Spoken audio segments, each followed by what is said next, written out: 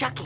Welcome to Watch Mojo, and today we're counting down our picks for the top 10 horror movies that never should have been remade. It even has his name written in it. Fred Krueger, Mom. Fred Krueger. For this list, we'll be ranking the classic horror movies that should have been left the way they were. Untouched, unedited, and definitely not remade. Did we leave any out? Let us know in the comments. Number 10. Halloween. The question that comes up again and again involving any sort of remake is this: how does one improve upon the original? Rob Zombie's take on Halloween was definitely unique, meriting both discussion and critical analysis with regard to the director's style and point of view. Behind these eyes, one finds only blackness, the absence of light. These are the eyes of a psychopath. However, it becomes difficult to separate Zombie's grim and nasty remake from the shadow of John Carpenter's original, particularly since the latter is so justifiably recognized as perhaps the most perfect horror film of its day. What's the boogeyman?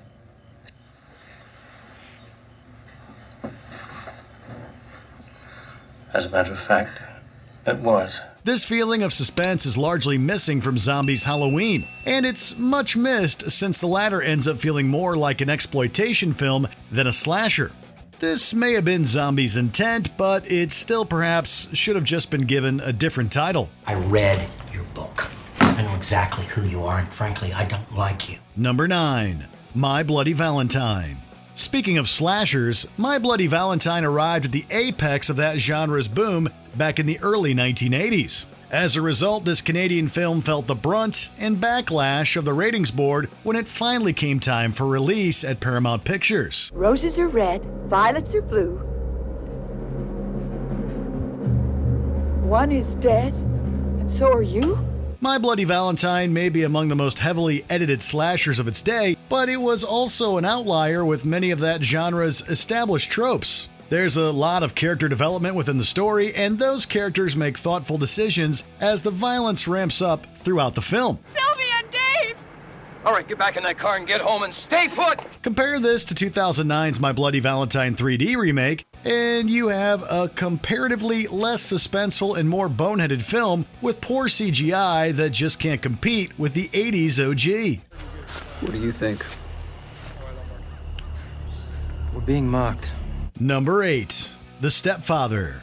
There are two reasons why 1987's The Stepfather failed as a remake. For starters, there's the fact that the 2009 iteration went with a PG-13 rating, effectively castrating its ability to push boundaries similar to the original. I'm not your father. Maybe someday, but this is all new to me again. I'm gonna make mistakes, and I just hope you can forgive me when I do. Additionally, there's one huge elephant in the room, and that elephant is named Terry O'Quinn. The actor's performance in the film is completely believable and magnetic. All we need is a little order around here. Order! It's the sort of work that makes it easy to submit to The Stepfather and its story of a homicidal maniac obsessively seeking the perfect family. Dylan Walsh did a fine job with the script that was given, but O'Quinn's shoes were just too big to fill, effectively making him the only actor who should have been considered to play the Stepfather. Father knows best. Number 7. The Haunting. Remaking classic horror movies can sometimes be a great cinematic sandbox, a place for filmmakers to play where older ideas can be given new life for a younger audience. It was an evil house from the beginning, a house that was born bad. However, this only works if respect is given to both the source material and the craft. The Haunting from 1963 works brilliantly as both a ghost story as well as a more grounded tale of mental stress and anxiety. Maybe something in the house finds you a kindred spirit. Maybe thinks you have more understanding and sympathy than the rest of us. This subtext is lost when elements such as poorly rendered CGI and corny jump scares are tossed in, as evidenced by the horrible 1999 remake. The latter is remembered more for attempting to ride the coattails of the original to make a buck, more than anything remotely satisfying or respectful to The Haunting or its continued legacy. What's the deal with the Addams Family Mansion? Because I gotta be honest, I don't get a real strong sleep vibe from this place. Number 6. Carnival of Souls. The original Carnival of Souls is one of the most effective cult classics of its day. The world is so different in the daylight. But in the dark, your fantasies get so out of hand. Director Herc Harvey's only feature film possesses an atmosphere unlike any other, an uneasy and dreamlike quality that makes the viewer question everything that's put in front of their eyes. It's the originality that made the film endure for so many decades, while others from the same period have been lost to the sands of time. This makes the 1998 version feel even more out of place, particularly since this remake is basically in name only. You've really grown up. Turned into quite the lady, very mature. The story focuses more on garish imagery and violence than the surreal creepiness of the original, again begging the question as to why it was titled Carnival of Souls in the first place.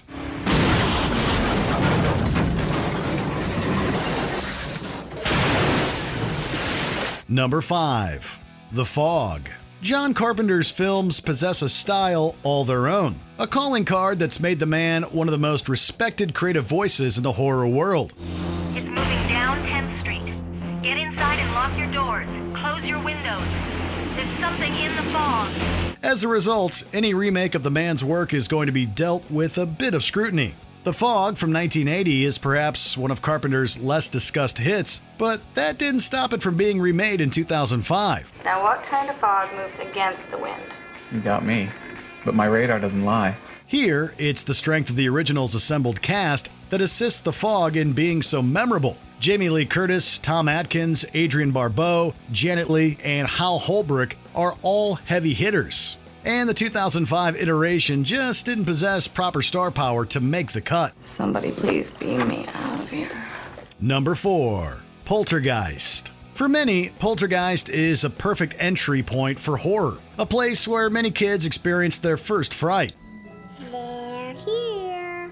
This 1982 collaboration between director Tobe Hooper and producer Steven Spielberg is respected and remembered today as an effective story with likable characters and scenes that push the PG rating to its limit. The question can then be asked, what do people have to say about the Poltergeist remake from 2015? Will it be seen in the same light so many years from now? Where do all these clowns come from? I found them in there. Why would somebody have a box of clowns? People collect weird things, pal. The remake is arguably forgotten today, even by those who've seen it, thanks to its lack of atmosphere and excessive reliance upon cheap horror tropes like jump scares. Sometimes you just can't beat the classics. Whomever might complain. Nobody's complained until now. Number 3. A Nightmare on Elm Street. The fact that both Jason Voorhees and Michael Myers wear masks has made it easy over the years for both of the iconic characters to have been played by multiple actors. This isn't so simple when it comes to the other member of horror's unholy trinity, Freddy Krueger. Please, God. This is God. Simply stated, Robert Englund perfected the role, and this makes it difficult for any sort of Nightmare on Elm Street remake to get off the ground with any sort of traction. Why are you screaming? I haven't even caught you yet. It isn't really the fault of Jackie Earle Haley, since the effort is clearly put there on screen with his work on the 2010 remake, but this franchise frankly lives and dies with Englund's presence on screen. I know you too well now, Freddy.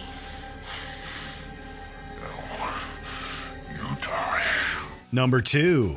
The Wicker Man. For as much as critics and fans harp upon the necessity for remakes to differentiate themselves from their forebears, there is such a thing as taking it too far. Case in point, the 2006 version of The Wicker Man, which functions more as a meme generator than a fully functioning film. Oh, no, not the beast! Not the beast! Thinking about it now, Robin Hardy's 1973 vision is just so quirky and dependent upon folk history and pagan mythology, it's the sort of lightning in a bottle moment that lives better on its own in a vacuum. Do sit down, Sergeant.